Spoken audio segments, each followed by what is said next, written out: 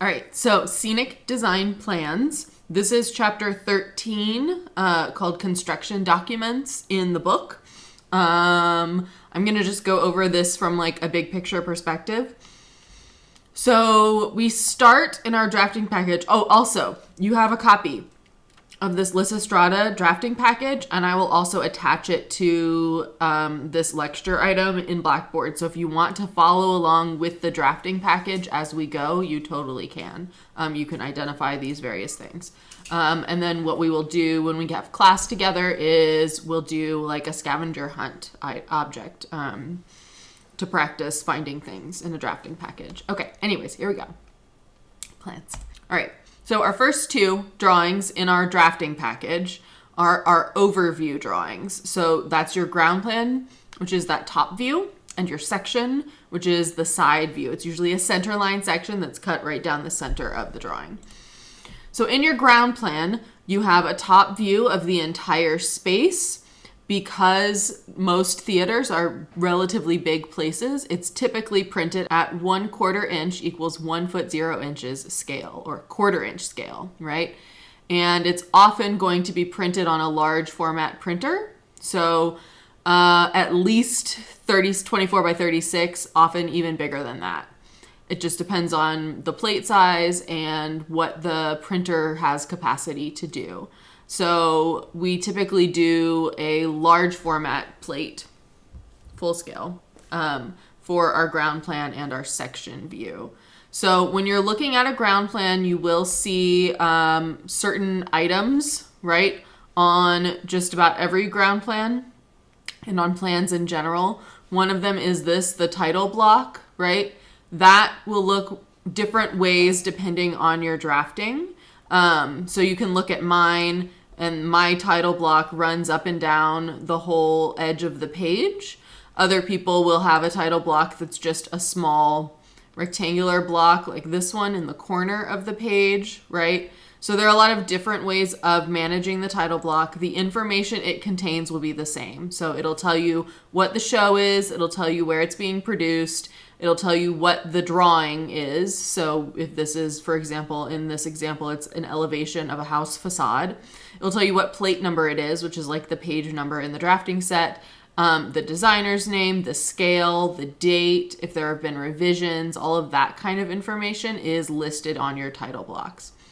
You will also have a center line and a plaster line typically drawn. So your center line is, again, that vertical line straight up and down through the center of the theater, and then the plaster line is the horizontal line at the proscenium. So your center line and plaster line will be drawn. Those are typically drawn with a long dash, short dash, alternating line weight type. So typically it's an alternating long, short, dashed line to indicate your center line. And it'll have this little marker in the corner, which is a C and an L written on top of each other. You'll also see other kinds of lines that are typical in drafting. So your object lines, the outline of an object, are generally the boldest. You could have something that has short dashes that indicate something is hidden behind or underneath, right? So if you're looking at something and there's something else behind it, you might see those short dashed lines behind it. Longer dashes will typically indicate an overhang. So if you have like a porch situation, that overhanging ceiling might have a longer dash line, or it may show where a scenic piece that moves is placed in a particular scene. Again, this will be depending on the specific designer and the specific show.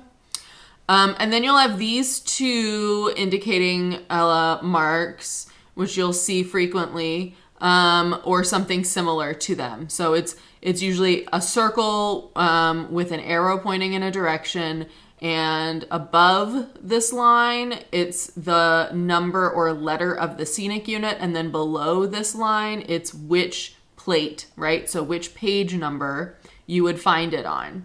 So this would be unit D on plate 4 in the drafting set. And then you may also see a circle with a plus and a number of inches in it. That typically is going to indicate an elevation. So how tall the surface that this marker is drawn on is above the deck height. So this is 42 inches above the deck height, which is what, like 3'8", something like that, right? But we always just give those dimensions in inches, okay? You'll also see additional notes, right? So if we look at this plate, and this is very small, obviously, you can look at it in the printed out copy or in the PDF. You'll see I've also made some notes up here that are indicating what specific elements are, and I've also listed or named on each scenic element what it is called, right? And then I have these little drawing markers to indicate where that can be found in the drafting package. All right, so that is your plan view. Then parallel to that, you'll have a section view, right? Here is an example of the section view of a proscenium theater. We've seen this before a little bit, right? It's showing all of the elevation heights of the various platforms from a cutaway through the center, looking in one direction or the other. It'll also probably be printed at that 1/4 inch equals 1 foot 0 inch scale in order for it all to fit on the plate on a large sheet of paper. This drawing is very, very important for your lighting designer, and they're going to use it the most. So your lighting designer is going to take a look at this section view in order to determine the angles that the lighting instruments from the various positions need in order to light various parts of the stage. So they will calculate the beam spread angles of those fixtures, and then they will make sure, for example, a guy standing here on the top of this platform is lit by whichever fixture without obstruction, okay? And so this is very, very important for your lighting designer. This is something that we draft primarily in CAD now, in a computer, because it's so much faster, but it was one of the more annoying things to draft by hand, which if you're taking hand drafting, good luck to you. So here is the example, again, of the section view of that set that we were looking at a minute ago, and you should have a copy of this as well. So that's plates 1 and 2 almost every single time. Plate 1 is always the ground plan, plate 2 is this section view. Then after that, you get into detailed drawings, and that will depend on the specific design. So we use in scenic drafting a standard called orthographic projection, right? And so you take an isometric view of this is what the stair unit looks like in 3D, okay? An orthographic projection uses an image of the front and of the top and of the side to adequately describe this three-dimensional object using flat planes, okay? This concept is super important because this is the way that we address or look at each scenic unit in our elevation package. So if you look at this example elevation, right, you're seeing the plan view of this stair unit, right? You can see in a fuzzy way the little height inch markers going up the steps to indicate how tall each stair is. And then you're seeing these two drawing markers, A and B, which indicate where this view is being taken from. So view A is looking at this plan from this direction. So this is what the stairs look like when you face them straight on. And then this view is looking at the side of the stairs. That's view B, and it's listed here. Okay, so those are considered elevation drawings. I have given you the elevation plates from this set design as well, right? So I typically have your top view or your plan view. Mine are up at the top, but they can also be down at the bottom. It doesn't really matter. As long as they're well labeled, it should be clear for your shop. And that's the most important thing with drafting, is that it's clear for the shop, right? So that's a top view of each thing. Here's the front view, okay, of each of these. And then I have side views of these two units to show the various heights that are different on either side of the unit, okay?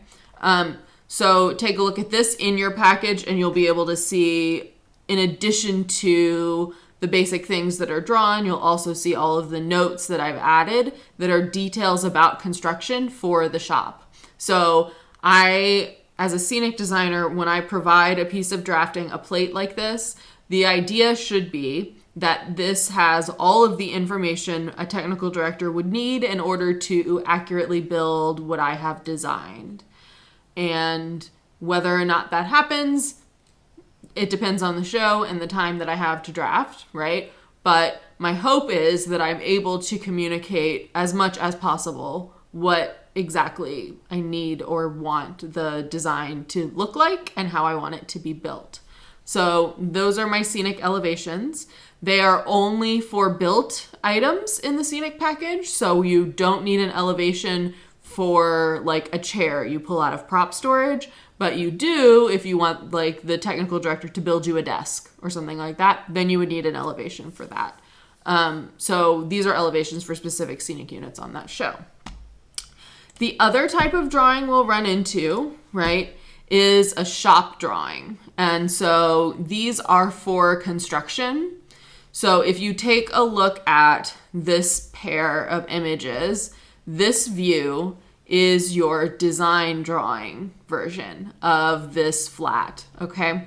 So this is the type of drawing a designer would provide, right? So they have given the information about what materials they'd like to have used, what the view looks like, the section view looks like, the side view, right? This is that cutting plane indicator. So this says I'm looking in this direction from this line to give you this section view, right? And then that is what it looks like from the top, okay? These in an elevation would typically be dimensioned, right? So if you go back and look at these elevations, everything has indicated dimensions to provide that additional measurement information. So that's the only thing that I'm seeing missing. But once you have given this plan to the technical director, they will take this and flip it over onto its back, right? And so now we're looking at like the mirror image back of this wall unit, and the technical director will draw in all of the various boards where they need to fall in order to frame out this piece. And generally they will also include things like measurements, a cut list, all of that kind of stuff with the shop drawings, because these are specifically for your construction shop, right? So whereas my designer is going to tell me exactly what they want the final thing to look like, they're not particularly concerned about how you build the frames that hold these windows or whatever, but your scene shop is. And so your technical director will take this plan and turn it into one of these to hand to the carpenter to make sure that everything is correctly framed as it needs to be. These are not as often printed on a full plate. So like if you see this is a full size 24 by 36 plate, these are often just printed on individual sheets of paper by Scenic unit so that they can just hand the one carpenter or the two carpenters who are building that unit just the thing that they're building right now. They don't need that whole piece of paper of the whole set in order to build an individual wall. So then the last component of a scenic package is your paint elevations, your references about finishes, surfaces, all of that kind of stuff. And I usually do this in two ways. So this is an example from that same show of my paint elevation plate. So this would also print at that 24 by 36. And it includes dimensioned drawings of those individual units with the specific painted elements laid out on them. It includes a paint sample of how the weathered wood would want to turn out on this boxcar unit. It shows the floor treatment. This is a paint elevation which I created in Photoshop and is in scale. So this would be then the reference that the scenic painters use when we paint the floor. And I included also as a reference the color palette for the velour and other soft goods we rented on that show, and some references about fabric that could have been purchased for that show. So this is what I provided to the shop. Now I have a similar document, and it's something that I also will typically give to my paint artist, my scenic charge artist.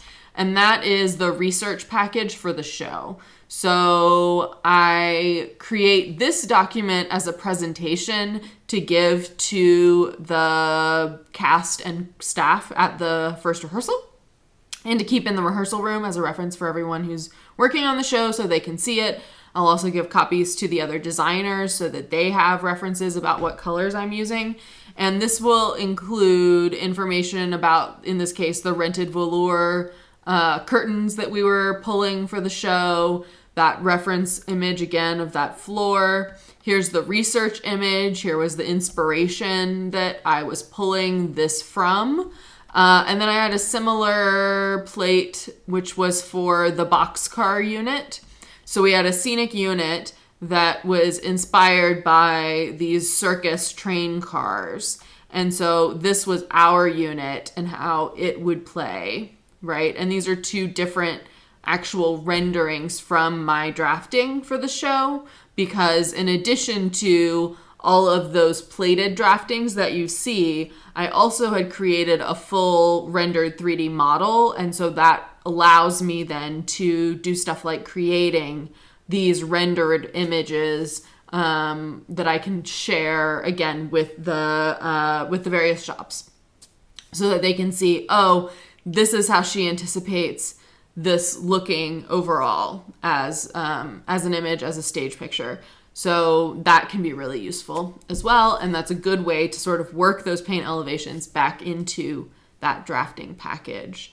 All of this, what goes along with this typically, especially on a regional theater production or a school show where there's additional time given, is a scenic model.